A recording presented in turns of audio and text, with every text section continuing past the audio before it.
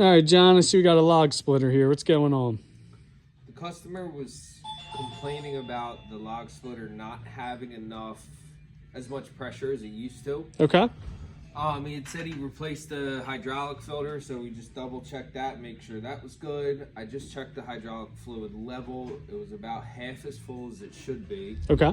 So we're gonna bring the oil level up, and in a little bit here, we're gonna go and test it with some wood, make sure it is splitting at the proper capacity.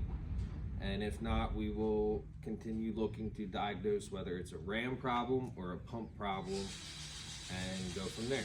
Sounds good.